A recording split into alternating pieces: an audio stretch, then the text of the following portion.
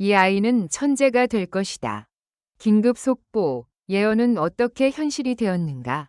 이 아이는 반드시 천재가 될 것이다. 이 한 문장은 오랜 시간 음악계의 전설로 회자되었다. 그리고 오늘 그 말은 더 이상 예언이 아니다. 현실이다. 한국 대중음악계의 거목, 최백호가 수년 전 조용히 남긴 이 한마디가 다시 세상의 중심으로 떠오르고 있다. 그 예언의 주인공은 바로 정동원. 한때는 어린 트로트 소년으로 불렸던 아이는 이제 음악계 전체의 흐름을 바꾸는 상징적인 이름이 되었다. 그러나 우리가 알고 있는 무대 위의 환한 미소 뒤에는 아무도 예상하지 못했던 충격적인 진실과 눈물의 시간이 숨겨져 있었다. 일부 아무도 주목하지 않았던 그날의 무대. 시간을 거슬러 올라가 보자. 정동원이 아직 지금처럼 스포트라이트를 받기 전 그는 수많은 무대 중 하나에 불과한 작은 행사장에 서 있었다. 음향은 불안정했고 객석은 절반도 차지지 않았다. 제작진조차 오늘은 그냥 지나가는 무대라고 생각했다. 그날 최백호는 공식 일정도 없이 우연히 그 자리에 있었다. 그는 무대 뒤쪽 가장 어두운 자리에서 조용히 소년을 바라보고 있었다. 정동원이 노래를 시작한 순간 공기는 바뀌었다. 기교도 과장도 없었다. 그러나 한음 한음에 담긴 감정의 밀도는 그 공간을 완전히 장악했다. 소년의 목소리는 나이가 설명할 수 없는 깊이를 품고 있었다. 최백호는 그 순간 자리에서 일어나지 못했다. 이부, 저 아이는 이미 알고 있다. 노래가 끝난 뒤 박수는 크지 않았다. 그러나 최백호의 눈빛은 흔들리고 있었다. 그는 주변에 이렇게 말했다고 전해진다. 저 아이는 이미 노래가 무엇인지 알고 있다. 그날 이후 최백호는 가까운 지인들에게 단 한 문장을 반복했다. 이 아이는 천재가 될 것이다. 하지만 그는 그 이유를 설명하지 않았다. 그 예언은 음악계의 소문으로만 남았고 일부는 과장된 이야기로 치부했다.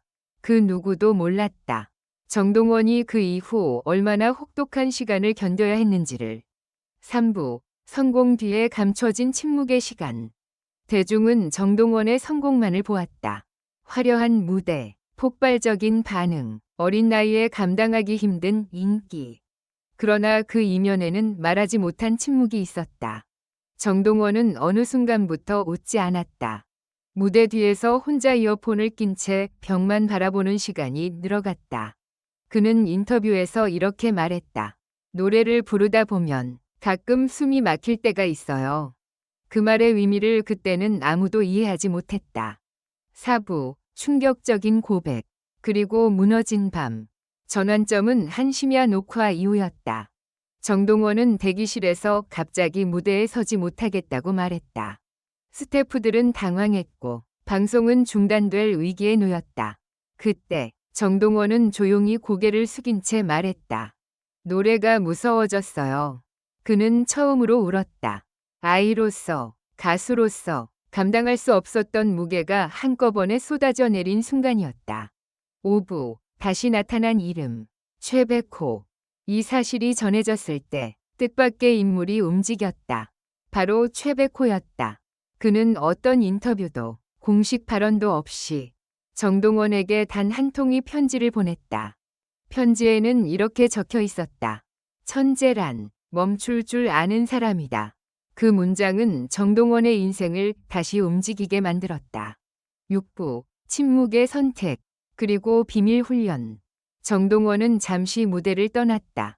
대중은 불안해했고 각종 루머가 퍼졌다. 그러나 그 시간 동안 그는 노래를 잘 부르는 법이 아니라 별표 노래를 견디는 법을 배우고 있었다. 최백호는 직접 지도를 하지 않았다. 대신 그에게 음악을 삶으로 받아들이는 법을 가르쳤다. 7부, 복귀 무대. 그리고 모두를 멈추게 한 한 소절. 복귀 무대의 첫 소절이 울려 퍼진 순간 관객석은 숨을 삼켰다. 그의 목소리는 달라져 있었다. 더 화려하지도 더 높지도 않았다. 그러나 한 인간의 시간과 상처가 그대로 담긴 소리였다. 최백호는 그 무대를 보며 말했다. 이제야 예언이 완성되었다. 8부 천재란 무엇인가? 정동원은 더 이상 어린 천재가 아니다. 그는 자신의 고통을 음악으로 책임질 줄 아는 사람이 되었다. 천재란 타고난 재능이 아니라 무너지지 않고 돌아올 줄 아는 힘이라는 것을 그는 증명해 보였다. 9부 예언의 그림자 그리고 시작된 고독. 최백호의 예언이 현실이 되었을 때 정동원은 환호의 중심에 서 있었다. 그러나 그 순간부터 그는 혼자가 되었다. 사람들은 그를 천재라고 불렀지만 아무도 그 단어의 무게를 설명해주지 않았다. 천재라면 이 정도는 해야지. 천재니까 흔들리면 안 되지. 천재라면 항상 완벽해야 해. 이 말들은 칭찬처럼 들렸지만 정동원에게는 보이지 않는 족쇄였다. 그는 더 이상 실수할 수 없었고 슬퍼할 수도 흔들릴 수도 없었다. 10부 무대 뒤에서 벌어진 충격적인 장면. 2022년 겨울 한 대형 방송국 리허설 현장. 정동원은 평소와 달리 노래를 멈췄다. 마이크를 쥔 손이 미세하게 떨리고 있었다. 스태프 한 명이 조용히 다가가 물었다. 괜찮아요? 그는 잠시 침묵하다가 이렇게 말했다. 제가 지금 노래를 믿고 있는지 모르겠어요. 이 말은 현장을 얼어붙게 만들었다.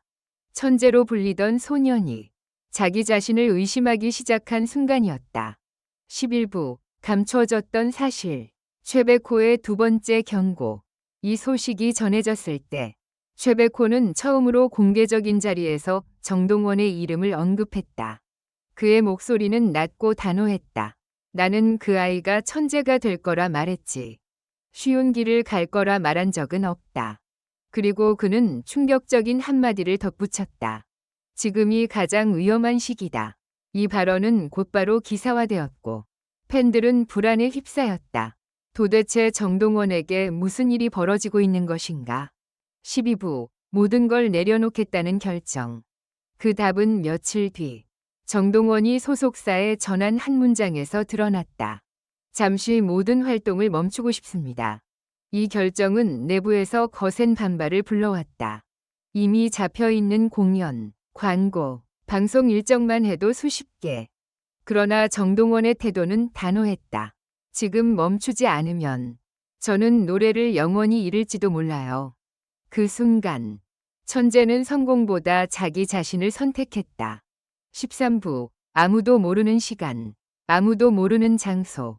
정동원은 사라졌다. SNS도, 방송도, 인터뷰도 없었다. 그가 머물렀던 곳은 화려한 연습실도, 유명 작곡가의 스튜디오도 아니었다. 작은 지방의 낡은 연습실, 피아노 하나, 녹음기 하나, 그리고 침묵. 그는 하루에 단 한 곡만 불렀다. 잘 부르기 위해서가 아니라 자기 마음이 움직일 때만. 14부 최백호의 마지막 조언. 그 기간 중 최백호는 딱 한 번 정동원을 만났다. 두 사람은 오래된 찻집에 마주 앉아 한참 동안 아무 말도 하지 않았다. 그리고 최백호가 먼저 입을 열었다. 이제는 증명하지 않아도 된다. 정동원의 눈이 흔들렸다. 노래는 보여주는 게 아니라 살아남는 거다. 그 말은 정동원이 다시 무대로 돌아올 수 있는 유일한 열쇠가 되었다. 15부 복귀 발표. 그리고 모두를 놀라게 한 조건. 몇 달 후 정동원의 복귀가 공식 발표되었다. 그러나 조건이 있었다. 경쟁 프로그램 출연, 순위 발표, 평가 멘트. 그는 단 하나만을 원했다. 노래만 하게 해주세요. 이 조건은 업계를 다시 한번 뒤흔들었다. 천재가 시스템을 거부한 첫 순간이었다. 16부 복귀 무대. 그리고 터져나온 침묵의 눈물. 무대 위. 정동원은 아무 장식 없는 검은 의상을 입고 섰다. 첫 소절이 끝나기도 전에 객석 여기저기서 흐느낌이 터져나왔다. 그의 노래는 기술도, 경쟁도, 증명도 아니었다. 하나이가 버텨낸 시간 그 자체였다. 노래가 끝났을 때 박수는 바로 나오지 않았다. 사람들은 일어나지 못했다. 그저 울고 있었다.